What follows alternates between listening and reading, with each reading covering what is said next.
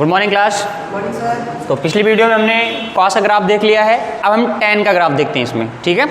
तो tan का graph draw करने के लिए यहाँ पे जो साइन एंड कॉस का ऐसे ग्राफ ड्रॉ किया था, यहाँ पे क्या किया था, एक टेबल बनाया था, टेबल में यहाँ पे वैल्यूज रखी थी। सेम पैटर्न यहाँ पे सभी ग्राफ ड्रॉ करने का सेम पैटर्न नहीं होता है, ठीक है ना। तो यहाँ पे देखो क्या होगा, पहले हम क्या करेंगे, यहाँ पे tan 0 की वैल्यू देखेंगे। हमको पता है मतलब 90 तक तो सबको वैल्यू पता होता है कि नहीं। अगर नहीं पता है तो आप पता कर लो, क्योंकि यहाँ पे बिना इसको यहाँ पे याद किए, बिना मेमोराइज किए काम नहीं चलेगा। देखो tan 0 डिग्री की वैल्यू क्या होती है, 0 होती है। tan 30 की वैल्यू क्या होती है, 1/√3। tan 45 की वैल्यू क्या हो जाएगी, 1। और इसकी वैल्यू क्या होती है, √3। अच्छा इसकी वैल्यू तो 1 होती है। अच्छा इसकी वैल्यू यहाँ पे देखेंगे, ये क्या हो जाएगी, हमें बताया कि 1.732 आसपास इसकी होती है, 1.7 मान लेते हैं यहाँ पे, ठीक है ना। 1/√3 की वैल्यू निकालो, बताओ यहाँ पे क्या। 1/√3 यहाँ पे कैसे निकालेंगे, इसको रेशनलाइज कर दो ना, ऊपर नीचे रेशनलाइज कर दें यहाँ पे, रेशनल से यहाँ पे तो √3 अपान कितना हो जाएगा, 3 ना। अब देखो √3 यहाँ पे 1.73 आ गया और ये 3 आ गया, काटोगे यहाँ पे क्या कितना हो जाएगा, दशमलव 3 × 5 = 15 है ना। 3 × 5 = 3 × 18, मतलब 0.6 के आसपास ले लें क्या इसको, है ना। 0.6 के ले लेते हैं यहाँ पे, तो 0.6 आ गया मान लो इसकी वैल्यू। अप्रॉक्सीमेटली ले रहे हैं यहाँ पे, नहीं कुछ बच्चे सीरियस हो जाते हैं, सर आपने कैसे लिख दिया, है ना। अप्रॉक्सीमेट यहाँ पे ले रहे हैं, ठीक है। 0.6 हो गया, ये 1 हो गया, ये 1.7 हो गया, है ना। अब यहाँ पे ध्यान से देखो, इसके बाद अगर देखेंगे 90 पे वैल्यू क्या होगी इसकी, इनफाइनाइट, है ना। अगर ध्यान से देखो 0 से जब हम यहाँ पे 90 पे जा रहे हैं, वैल्यू बढ़ रही है घट रही है, बढ़ रही है ना, ठीक है। अब आगे देखते हैं क्या होता है।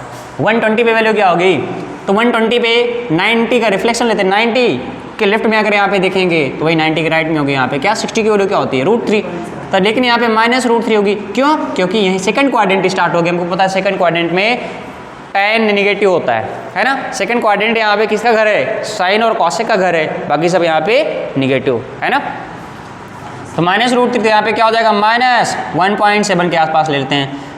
अब इसके दूसरी लेफ्ट में आएंगे तो -1 हो जाएगा, इसके बाद यहाँ पे आएंगे तो -0.6 हो जाएगा, और यहाँ पे अगर देखेंगे तो 0 हो जाएगा।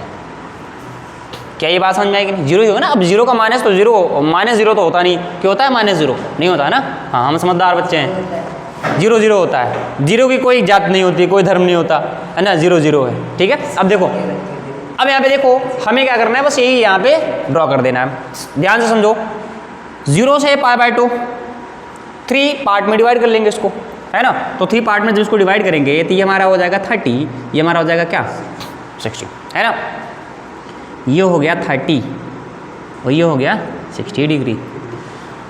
30 की वैल्यू यहाँ पे देखेंगे तो क्या हो जाएगी, 0.6, है ना। 30 की वैल्यू यहाँ पे देखो 0.6 के आसपास आ रहा है। तो अच्छा इसको पहले यहाँ पे ड्रॉ कर लेते हैं। जैसे ये हमारा 1 हो गया, मान लो ये 1 है, ये -1 है। अब देखो 30 में यहाँ पे वैल्यू देखेंगे तो 0.6, ये 0.5 हो गया, 0.5 से हल्का सा ऊपर 0.6 मतलब यहाँ पे आएगा, ये यहाँ पे आ रहा है, ठीक है ना। ये हो गया। 60 की वैल्यू यहाँ पे बात करेंगे तो यहाँ पे 60 जो हो जाएगा, ये क्या हो जाएगा, 1.73 नहीं 1.73 है। 1.73 का मतलब यहाँ पे ये 1 हो गया, और इसको हम यहाँ पे 2 ले लेते हैं, तो 1 ये यहाँ पे 1.5 आ जाएगा, और यहाँ पे 1.7 मतलब यहाँ पे मान लेते हैं 1.7। इसका मतलब इस पे वैल्यू क्या हो जाएगी, ये हो जाएगी। ध्यान से समझना, कैमरामैन जूम कर रहे हो कि नहीं इसको, कैमरामैन हमारा क्या है, नशे में है, हाँ। ये हो गया। अब देखो ये 30 हो गया, ये 60 हो गया। अब अगर हम बात करेंगे यहाँ पे π/2 की, π/2 यहाँ पे 90 पे यहाँ पे कहाँ पहुँच गया, ये 90 पे, जैसे 90 पे आएगा ये कहाँ पहुँच गया, इनफाइनाइट पे पहुँच गया, है ना। अब इनफाइनाइट कहाँ है, ड्रॉ ही नहीं कर पाएंगे हम, कि ड्रॉ कर लेंगे। अच्छा इसको देखो यहाँ पे, तो इसको ड्रॉ करने से पहले एक चीज़ और यहाँ पे हमको एडिशनल करनी पड़ेगी। अब यहाँ पे कर लेते हैं हमने, यहाँ पे उसमें भूल गए ड्रॉ करना। यहाँ पे जैसे π/2 है ना, एक लाइन ड्रॉ कर लो, इससे पैरेलल एक लाइन ड्रॉ कर, इस तरह से पाई के पैरेलल एक लाइन ड्रॉ कर लो ऐसे, तब यहाँ पे इसके पैरेलल लाइन ड्रॉ कर लो, इस तरह से सीधी लाइन बन रही कि नहीं, हाँ ठीक है। और ऐसे लाइन ड्रॉ कर लोगे ना, इतना महान काम तो कोई भी कर सकता है। ये हो गया, ये हो गया,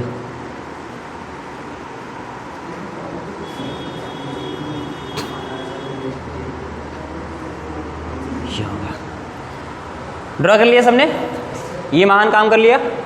अब देखो यहाँ पे जब एक चीज़ और देख लो, यहाँ पे 45 की वैल्यू ले लेते हैं, यहाँ पे 45 की यहाँ पे वैल्यू, अच्छा 45 मतलब ये इसके जस्ट मिड पॉइंट पे होगा क्या? इसकी वैल्यू क्या है? 1 है। 1 कहाँ है? यहाँ पे। क्या ये बातें पता चल रही है? 30 पे वैल्यू यहाँ पे क्या हो जाएगा? दैट इज़ 0.6 पे आ जाएगा। और यहाँ पे अगर देखेंगे 1 पे ये हमारा 45 है, 45 डिग्री वैल्यू क्या हो जाएगा? 1 पे। 60 पे वैल्यू यहाँ पे कहाँ पे चलाएगा? 1.7 पे।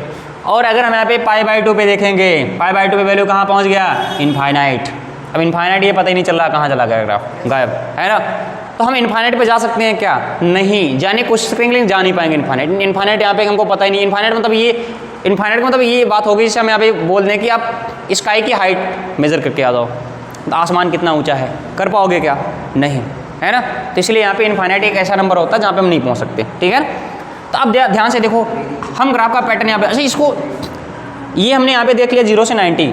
अब 0 से -90 यहाँ पे देख लेते हैं, -90 यहाँ पे देख लेते हैं, मतलब -90 का यहाँ पे देखो। अगर हम देखेंगे इस वाले में π/2 से π/2 तक यहाँ पे देखेंगे तो π/2 से π/2 तक वो अलग पैटर्न यहाँ पे बन जाएगा माइनस वाले में, ठीक है।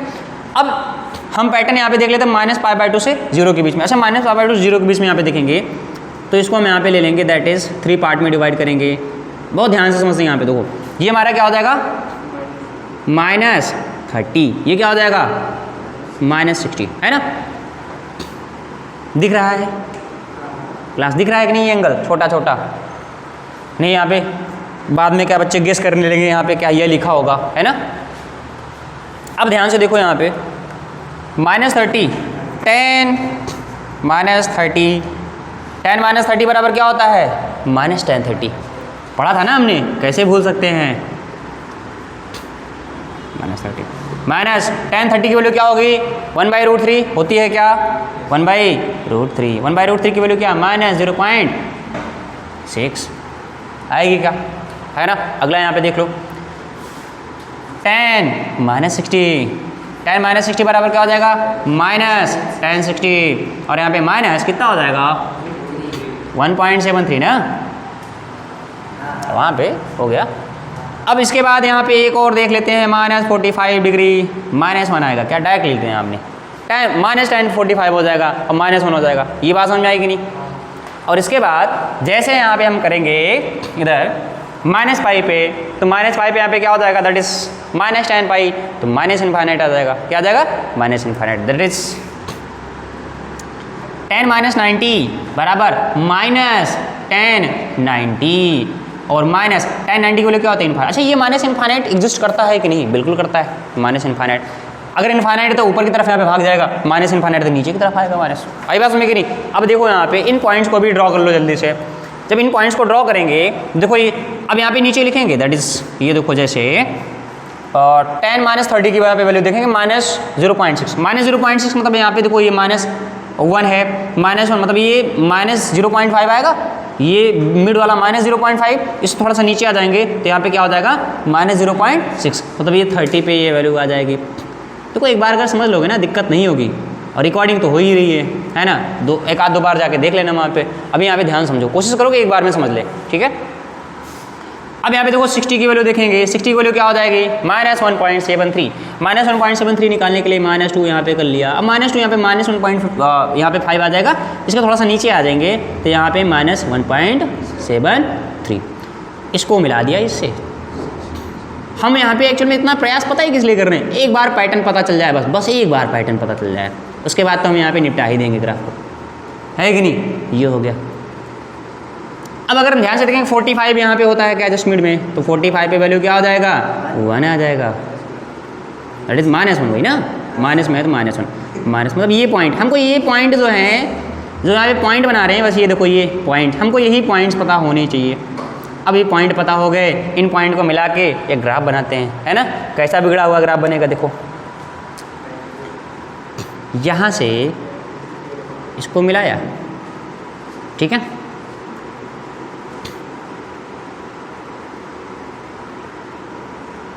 थोड़ा सा अच्छा ग्राफ बनाते हैं।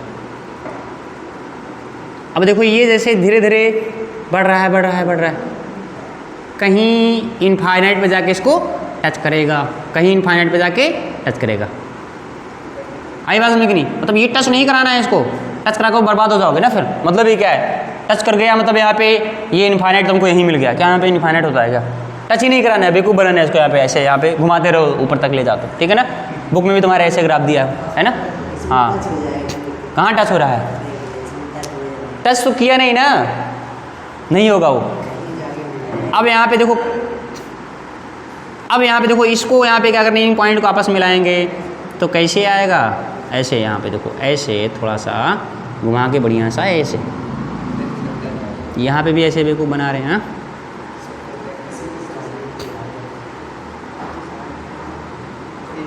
ठीक है, ये हो गया। तो ये ऐसे आके ये ऐसे बन गया, ठीक है ना। कैसा बना? ये ग्राफ ऐसे बना। अच्छा, ये ग्राफ जो है हमारा कहाँ से कहाँ तक बना? -π/2 से पाई तक बना। आई बात समझे कि नहीं? ठीक है, ये हो गया। अब ध्यान से देखेंगे, जो ग्राफ यहाँ पे 0 पे बना है वही वैसा ही ग्राफ किस पे बन जाएगा? पाई पे। कैसा बन जाएगा? पाई पे। क्यों? क्योंकि tan 180 की वैल्यू 0 होती है। tan 180 0 होती है ना भाई। tan 0 की वैल्यू जो होगी उसका रिफ्लेक्शन लेके 180 की वैल्यू यहाँ पे सेम ही होगी। tan 0 की वैल्यू 0 होती है, तो यहाँ पे 180 की वैल्यू 0 होगी ना। अरे डरा क्यों रहा है रे? देखो यहाँ पे, अब यहाँ पे क्या करेंगे? पाई यहाँ पे देखेंगे, मतलब जो जैसा ग्राफ यहाँ पे बन रहा था 0 पे वैसा ग्राफ बनेगा पाई। ये tan बहुत खतरनाक फंक्शन होता है ना, हल्के मत लो इसको, समझ लो नहीं बाद में क्या तुमको दिक्कत होगी। अब यहाँ पे देखो कैसे बनेगा, ऐसा और ऐसा, है कि नहीं? हाँ, कैसा, क्या कह रहे हो? पाई पे, पाई से इनफाइनाइट कहाँ जा रहा है?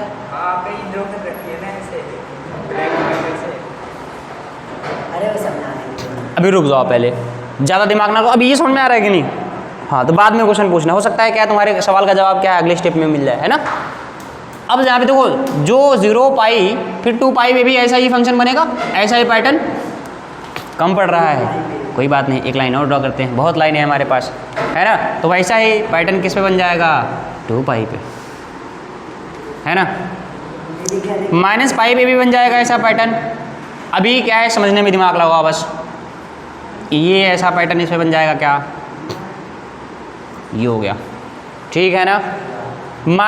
देखो -2 पाई पे भी ऐसे बनेगा।